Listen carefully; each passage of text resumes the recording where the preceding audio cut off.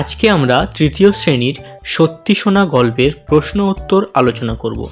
সবার প্রথমে দেখো 1 নম্বরে একটি বাক্যে উত্তর দাও। প্রথম প্রশ্ন, বুড়ো চাষির সংসারে কে কে ছিল? বুড়ো চাষির সংসারে তার একমাত্র ছেলে আর ছেলের বউ ছিল। চাষির ছেলেটি কেমন প্রকৃতির ছিল? উত্তর, চাষির ছেলে খুব অলস প্রকৃতির ছিল।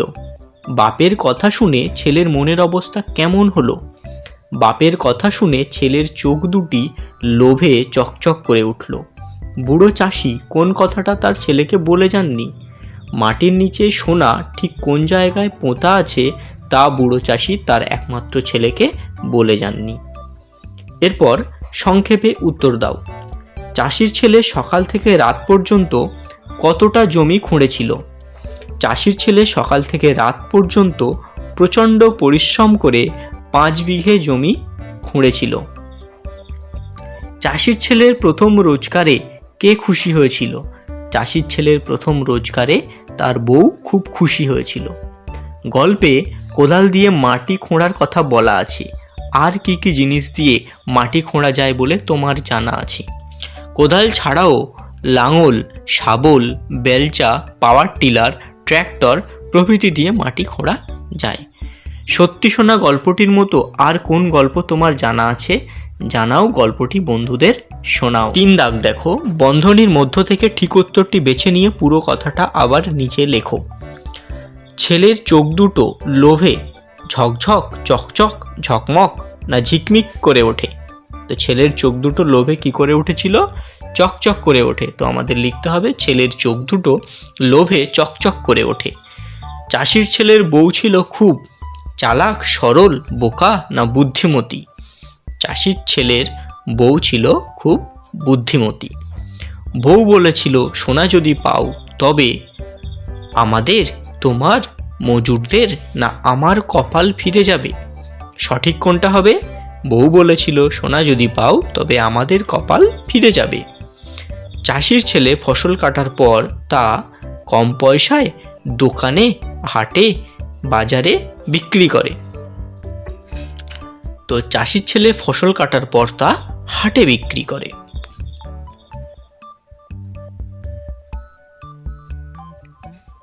এরপরে সংক্ষিপ্ত উত্তর লেখো।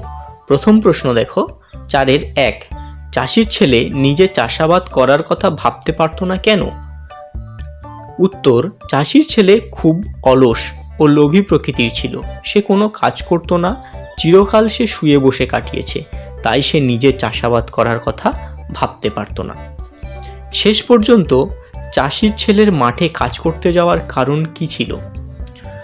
উত্তর, মৃত্যুশয্যায় চাষির বলা লুকানো সোনার লোভে এবং বউয়ের কথায় দুজন আবার মজুর ডাকিয়ে জমি খুঁড়তে লাগিয়ে দেয়। অন্যদিকে মজুররা যেন সোনার তাল সরিয়ে ফেলতে না পারে তা ভেবে নিজেও কোদাল নিয়ে কাজে লেগে যায়। এভাবে মজুর ও চাষির ছেলে মিলে 5 বিঘে জমি খুঁড়ে ফেলে। তারপর সে ভাবে জমি যখন খোঁড়া হয়েছে তখন চাষ করা ভালো। এই ভেবে সে শেষ পর্যন্ত চাষ করতে যায়। চাষির ছেলের বউ কোন সময়কে বীজ বোনার উপযুক্ত সময় বলেছে? উত্তর, চাষি প্রতি বছর বর্ষার আগে জমিতে ধান চাষ করতেন, তাই চাষির ছেলের বউ বর্ষা নামার আগের সময়কে বীজ বোনার উপযুক্ত সময় বলেছে। 4-এর 4 দাগ দেখো, সে কোথা থেকে বীজ কিনেছিল? চাষির ছেলের বউ হাট থেকে বীজ কিনে এনেছিল। সে কিসের বীজ কিনেছিল? সে হাট থেকে সবচেয়ে সেরা ধানের বীজ কিনেছিল। গল্পে কোন মানুষটাকে তোমার সবচেয়ে বেশি পছন্দ হলো? তো দেখো, এখানে যদি গল্পটা পুরোটা আলোচনা করা হয় তো সবচেয়ে এখানে চালাক এবং বুদ্ধিমতী ছিল চাষির ছেলের বউ। সে কিছু না করেও কিন্তু চাষির মনের ইচ্ছাও পূরণ করেছিল, অর্থাৎ চাষির কুঁড়ে ছেলেটাকে দিয়ে চাষও করিয়েছিল। আবার বুদ্ধিমত্তার কারণেই কিন্তু সে নিজের সংসারে সম্পত্তি বৃদ্ধি করতে পেরেছিল। তো উত্তর লিখবে, চাষির ছেলের বউ খুব বুদ্ধিমতী ছিল, তাই গল্পে চাষির ছেলের বউয়ের বুদ্ধিমত্তার কারণে তাকে আমার সবচেয়ে বেশি পছন্দ হয়েছে। আর নিজের ভাষায় উত্তর দাও। 5-এর 1 দাগ, সেটা বলবো বলেই তো ডেকেছি তোমায়, কে এই কথা বলেছে? সে কাকে এই কথা বলেছে, সে তাকে কি বলার জন্য ডেকেছিল। তো দেখো, সবার প্রথমে গল্পে বৃদ্ধ চাষি এই কথা বলেছে। সে কাকে এই কথা বলেছে? না, সে তার একমাত্র ছেলেকে এ কথা বলেছে। সে তাকে কি বলার জন্য ডেকেছিল? সে তাকে তার লুকোনো সোনার ঠিকানা অর্থাৎ পরিশ্রম করে টাকা রোজগার করার কথা বলার জন্য ডেকেছিল। 5-এর 2 দাগ, গল্পে চাষির ছেলের বউ চাষির ছেলেকে কিভাবে সাহায্য করেছে তা লেখো। তো গল্পে চাষির ছেলের বউ অত্যন্ত বুদ্ধিমতী ছিল। সে চাষের প্রকৃত অর্থ বুঝতে পেরেছিল, তাই স্বামীকে সোজাসুজি কিছু না বলিয়ে সোনার লোভ দেখিয়ে তাকে বুদ্ধি দিয়ে হাট থেকে ধানের বীজ কিনে এনে দেয়, মাঠে খাবার পৌঁছে দেয়, তাকে তামাক সাজিয়ে দেয়। এভাবে চাষির ছেলেকেও চাষ করতে সে বলেছিল এবং সেই অলস ছেলে কী করেছিল? চাষ করে অনেক টাকা রোজগার করেছিল। 5-এর 3 দাগ, সত্যি সত্যি সোনা ফলেছে মাঠে, কে এ কথা বলেছে? সোনা বলতে এখানে আসলে কোন জিনিসকে বোঝানো হয়েছে? সেই জিনিসটা সোনা না হলেও তার সঙ্গে সোনার কি কি মিল আছে। উত্তর, এই কথাটি চাষির ছেলের বউ বলেছে। সোনা বলতে আসলে ধান গাছের ফুলকে বোঝানো হয়েছে।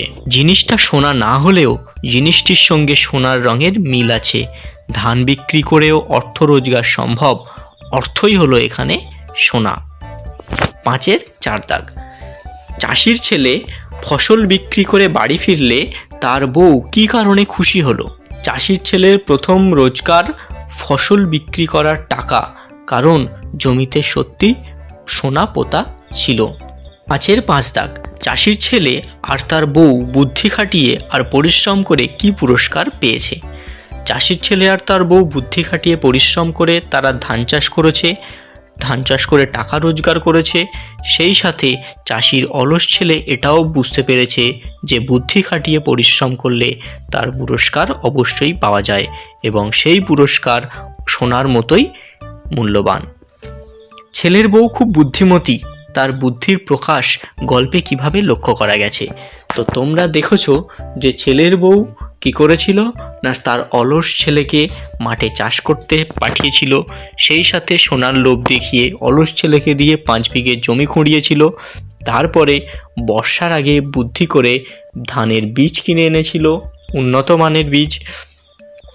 এরপরে সেই ফসল থেকে যে ধান হয়েছিল সেই ধান হাটে বিক্রি করে চাষির ছেলে অনেক অর্থ পেয়েছিল, অনেক টাকা পয়সা পেয়েছিল। তো পুরোটাই কিন্তু চাষির ছেলের বউয়ের বুদ্ধিতে হয়েছিল। তো এর থেকে বোঝা যাচ্ছে যে চাষির ছেলের বউ ছিল খুবই বুদ্ধিমতী। সোনা সকলের কাছে পছন্দের, তার কতগুলো গুণ আছে, সেই গুণগুলো পাশের বাক্স থেকে নিয়ে তুমি নিচের ফাঁকা জায়গাগুলোয় বসাও। পিতলের থালাটা সোনার মতোই ড্যাশে কি হবে? চকচকে। পাকা ধান সোনার মতোই ড্যাশে কি হবে? ঝলমলে।